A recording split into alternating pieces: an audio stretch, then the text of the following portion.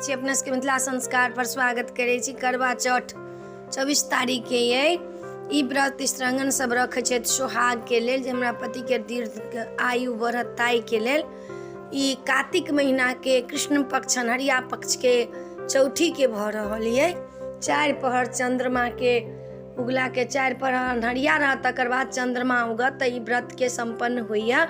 त ई कृष्ण पक्ष के चौथ के होइया, अन्हरिया पक्ष के चौथ के ई चौथ बनैया करवा चौथ। करवा चौथ जे लोग करे छथि बहुत पति के लेल छै, अपना सास के पति के लेल जे दान पुण्य करे छथि से सास के दै छथि, ब्राह्मण के दै छथि। त करवा चौथ के कथा द रहल छी से अपने सब सुनू। प्राचीन काल में एकटा गाँव छलैया, नदी के किनारू गाँव बसल छलै। नदी के किनार में एकटा करवा नाम के स्त्री रहै छलखिन। हुनकर घर दुआर ओहिठमन छलनि, अपना पति के संग रहै छलखिन। किछु दिन बीतलनि हुनका पति के संग, त नदी में गेलखिन एक दिन जमुना में नहाय के लेल। जमुना में नहायला जे गेलखिन ओ धर्मात्मा रहथिन, आ करवा जे रहथिन से पतिव्रता रहथिन। नहायला जे गेलखिन से मगर एलै, मगरमच्छ, आ हुनका पैर में काटऽ लगलनि पैर में। त हुनकर पति जे रहथिन से करवा करवा कहि के हल्ला केलखिन। त पत्नी जे रहथिन करवा नाम रहनि हुनका पत्नी के, नाम रहनि से करवा भागल एलखिन, कहलखिन हमरा बचाओ। देखलखिन हमरा पति के मगरमच्छ खा रहल है, की केलखिन कच्चा धागा सा हुनका बांधि देलखिन अपना धर्म से। आ पति के जे काटि लेलकनि हुनका मगरमच्छ, ताहि लऽ कऽ पतिता धर्म कते होइ छै, पतिव्रता रहथिन, पति के धर्म से ओ चलि गेलखिन स्वर्ग में।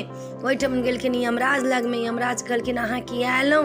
कहलखिन हम कोना नहीं आब, अहाँ के हमरा पति के मगरमच्छ खा लेलक, ओकरा अहाँ प्राण दंड दियौ।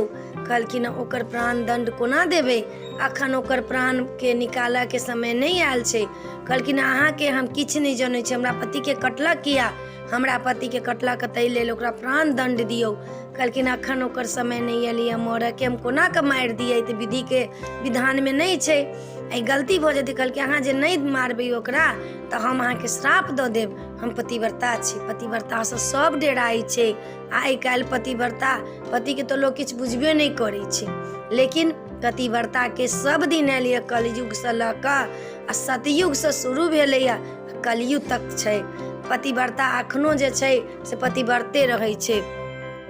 कहलखिन हम श्राप दऽ देब, पर सज यमराज जे रहथिन से धरफरा गेलखिन। यमराज की केलखिन, हुनका पतिव्रता करवा के लऽ कऽ आ जाकऽ हुनका पति के जे कटने रहथिन मगरमच्छ, हुनका जाकऽ प्राण दंड देलखिन। प्राण दंड दऽ कऽ आ हुनका प्राण खींच कऽ लऽ एलखिन। तऽ पतिव्रता करवा जे रहथिन से अपना पति के बचा लेलखिन, ओहिमे नदी में से बचा लेलखिन, मगरमच्छ से बचा लेलखिन। ताई दिन से करवा माता के पूजा होबऽ लगलनि, पतिव्रता माता के। ताई दिन से लोग करवा चौथ मनाबऽ लागल। जे अहूँ करवा चौथ के व्रत करू तऽ अहाँ के करवा माता अहाँ के पति के रक्षा करत, पुत्र के रक्षा करत, सबक रक्षा करत, पति के आयु बढ़त, पति के आशीर्वाद बढ़त। तऽ ई व्रत के कथा जे छला से एतबा ये। करवा माता के सब लोग पूजा करै छथि। करवा चौथ जे कहै छी से एहि लेल जे करवा माता के लोग पूजा करैया। आ सास के जतेक रहै छै करवा में भरल गेहूँ चावल से सब सास के दै छै, साड़ी लोग सास के दान कऽ के दै छै, श्रृंगार के सामान लोग सास के दान कऽ के दै छै। पहिले लोग दिने में कथा सुनैया, कथा सुनि कऽ करवा माता के पूजा करैया। चंद्र के, सूर्य के, गणेश के सबके लोग चित्र बनबैया पिठार से।